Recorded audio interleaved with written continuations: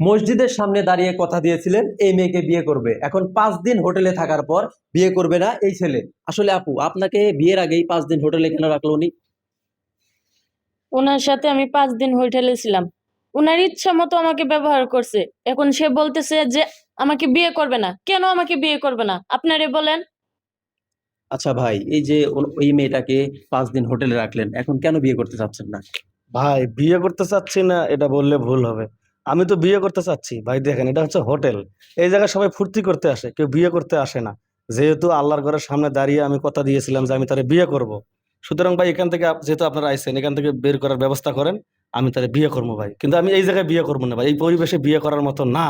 এটা যদি আমি বিয়ে করি, সারাটা জীবন যদি তারা নিয়ে আমি ঘোষণাটা করি, খালি মনে হবে যে আমি তারা নিয়ে হোটেলে গেছিলাম, হোটেলে 5 দিন থাকার পরে তার সাথে এনজয় করার পরে তারে বিয়ে করছে ভাই। খালি মনের মধ্যে এই জিনিসটা ভাই লাড়া দিবে ভাই, প্লিজ আচ্ছা, আপনি ওনাকে বিয়ে করবেন ঠিক আছে, তাহলে ওনাকে বিয়ে করবেন না যে, এটা কেন বলেছেন ওনাকে? ভাই। বিয়ে করবো না এটা বলেছি ঠিক আছে, কিন্তু আসলে ভাই আমি চাইছিলাম না যে না গন্ডগোলটা হোক, কিন্তু ও তো আমার বিশ্বাস করতেছে না ভাই। এর লেগে আমি রাগে কইছি যে আমি তোমার বিয়ে করবো না, কিন্তু আমি ওরা বিয়ে করবো ভাই।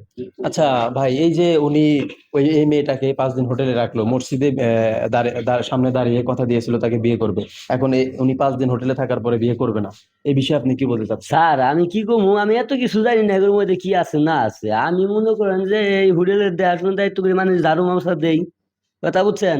4-5 দিন ধরে এরা হোটেলের ভিতরে আছে, আমি এদিক দিয়ে পরিষ্কার করে আহি দি চিল্লাচিল্লি শব্দ শুনি, কোনো মনে শব্দ না, ব্যাপার কি মনের ভিতরে একটা আতঙ্ক হয়ে যায় গা। যেরকম তো হয় না, এখানে তো ভদ্র ফ্যামিলির লোকজন আসে, কোনো সাউন্ড হয় না, শব্দ হয় না, এরা চিল্লাচিল্লি করে কে? 1 দিন 2 দিন 3 দিন। আজকে ফজর নামাজের আগে আগে আমি ধরছি, বুঝছেন, হাতে নাতে ধরছি, এমন একটা কাজ করছে। এই ছেলেটা চিল্লাই গেছে হুমানে, বাবা গো বাঁচাও, মা গো বাঁচাও। পরে মনে করেন হাতে ধরে যে আমার স্যার আছে ম্যানেজার, স্যারারে কইছি, স্যারের পরে দরজা লাইট লুটি খুইলা পরে যে হাত নাতে ধরছে, এই যে বাটপা লুচ্চা, এটা লুচ্চা। আচ্ছা আপু, এই যে উনি এখন আপনাকে বিয়ে করতে চাচ্ছে না, এখন আপনি কি করবেন? কি করব? আমি তো ওর সাথে প্রেম করতে চাইছিলাম না। আমারে বসুং বসুং বুঝে আমার সাথে সম্পর্ক করছে। মসজিদের সামনে আমাকে কথা দিছে সে আমার সাথে আমাকে বিয়ে করব।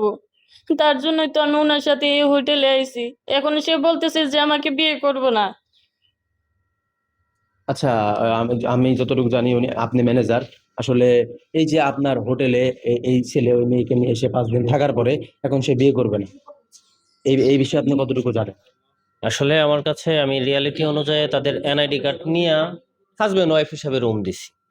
রুম দেওয়ার পরে এখন ও আমারে যে ডাকতেছে, স্যার এই ওই রুমে তো ঝগড়াঝাটি হইতেছে। পরে আসলাম, আয়সা দেখি তাদের কথাবার্তা শুনে মনে হইলো কি রে ব্যাপার কি। পরে ওরে জিজ্ঞাসা করলাম, ও বলতে চায় না, ভাই এটা আমাদের ব্যাপার।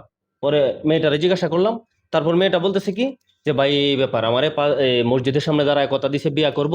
এখন 5 দিন হোটেলে থাকার পর আমাকে ইচ্ছা মতো ব্যবহার করছে সে, এখন বলতেছে আমার সে বিয়া করবে না। তা আমি চিন্তা করলাম মেয়েটারে তো টকানো হইতেছে, তাই আমি আমার নিজ দায়িত্বে কাজী সামনে নিয়ে আসছি, এই যে এটা আটকায় রাখছি, বিয়া শাদী দিয়া তারপরে এখান থেকে ছাড়বো। আচ্ছা কাজী সাহেব, এখন কি বিয়েটা হবে? হ্যাঁ, অবশ্যই বিয়া হবে। এইটা মনে করেন যে বিয়া, এটা শরীয়ত অনুযায়ী বিয়াটা করানোই সবচেয়ে ভালো।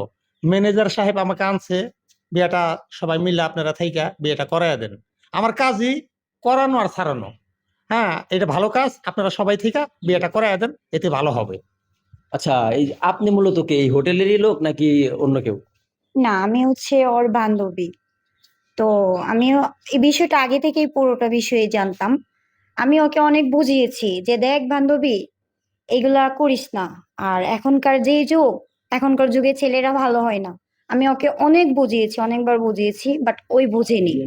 ওই হচ্ছে এই ছেলেটার প্রতি এত পরিমাণ ইমোশনাল হয়েছে, আকৃষ্ট হয়েছে। ছেলেটা ওকে যা বুঝিয়েছে, যা বলেছে, তাই শুনেছে, তাই বুঝেছে। ইভেন কি নিজের মান সম্মান, ফ্যামিলি সবকিছু ত্যাগ দিয়ে এই ছেলেটার কথা শুনেছে। আর আজকে এই ছেলেটা ওর সঙ্গে এই কাজটা করেছে। আপনারাই বলেন, এই কাজটা যে করেছে ওর সঙ্গে, এটা কি ঠিক করেছে? মোটেও না। আচ্ছা, এই যে কাজী সাহেব সবাই আসছে এখন, এখন এই বিয়েটা কি আপনি আসলেই করবেন? হ্যাঁ, করব। যেহেতু ওকে আমি ভালোবাসি, ওর সাথে আমি হোটেলে আইছি, আপনারা ওর সাথে আমাকে বিয়ে করাই দেন। আমি ওকে বিয়ে করব। ভাই এখন আপনি কি করতে চাচ্ছেন, তাকে বিয়ে করবেন না কি করবেন না? রাজি হয়ে যাও ভাই আমি তো বারবারে বলতেছি ভাই যে এই জায়গায় বিয়ে করার মতো জায়গা না। হোটেলে কেউ কোনোদিন বিয়ে করে ভাই? কোন হোটেলে কেউ কোনোদিন বিয়ে করে? এই যে হোটেলে আমার বিয়ে করবি, এখন এই মুহূর্তে আমাকে বিয়ে করবি। আচ্ছা আপু, আপু আপনি একটু একটু উত্তেজিত হবেন না, বিষয়